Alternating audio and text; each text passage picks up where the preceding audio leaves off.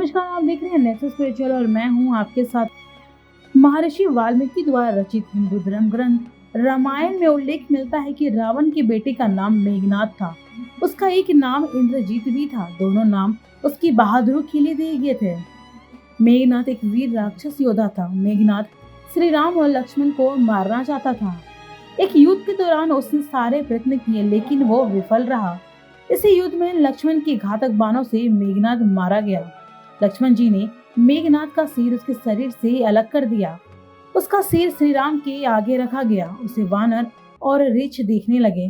तब श्री राम ने कहा कि इसके सिर को संभाल कर रखो।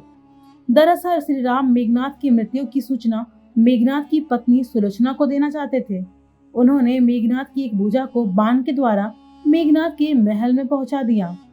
वो भुजा जब मेघनाद की पत्नी सुलोचना ने देखी तो इसे विश्वास नहीं हुआ कि उसके पति की मृत्यु हो चुकी है।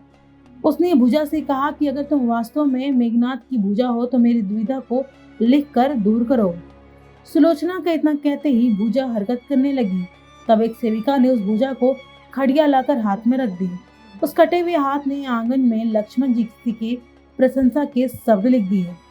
अब सुलोचना को विश्वास हो गया कि युद्ध में उसका पति मारा गया। सुलोचना इस समाचार को सुनकर रोने लगी। फिर वह रथ में बैठकर रावण से मिलने चल पड़ी। रावण को सुलोचना ने मेघनाद का कटा हुआ हाथ दिखाया और अपने पति का सिर मांगा।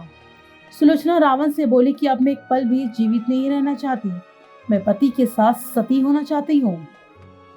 तब रावण ने कहा कि पुत्री 4 घड़ी प्रतीक्षा करो, मैं मेघनाद का सिर शत्रु के सिर के साथ लेकर आता हूँ। लेकिन सुलोचना को रावण की बात पर विश्वास नहीं हुआ। तब सुलोचना मंदोदरी के पास गई। तब मंदोदरी ने कहा कि तुम राम के पास जाओ, वो बहुत दयालु हैं। सुलोचना जब राम के पास पहुंची तो उसका परिचय विभीषण ने करवाया। सुलोचना ने कहा राम से कहा, हे राम, मैं आपकी शरण में आई हूँ। मेरे पति का सिर मुझे लौटा दो ताकि मैं सती हो सकूं। राम सुलोचना की दशा देखकर दुखी हो गए। उसने कहा कि मैं तुम्हारे पति को अभी जीवित कर देता हूँ। इसी बीच उसने अपनी आप बीती भी सुनाई।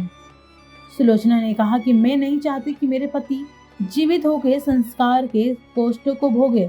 मेरे लिए सौभाग्य की बात है कि आपके दर्शन हो गए। मेरा जन्म सार्थक हो गया। अब जीवित रहने की कोई इच्छा नहीं। राम के कहने पे मेघनाद का सिर ले आया, लेकिन उसके मन में यह आशंका थी कि मेघनाद के कटे हाथ ने लक्ष्मण का गुणगान कैसे किया। सुग्रीव से रहा नहीं किया तो उसने कहा कि मैं सुलोचना की बात को तभी सच मानूंगा जब यह नर मुंह हंसेगा। सुलोचना के सत्य को बहुत बड़ी परीक्षा थी। उसने कटे हुए सिर से कहा, हे स्वामी, जल्दी हंसिए वरना आपके हाथ ने जो लिखा है उसे ये सब सत्य नहीं मानेंगे। इतना सुनते ही मेघनाद का कटा सिर जोर जोर से हंसने लगा। इस तरह सुलोचना अपने पति की कटी हुई सिर लेकर विदा हो गई और इसके साथ ही सती हो गई।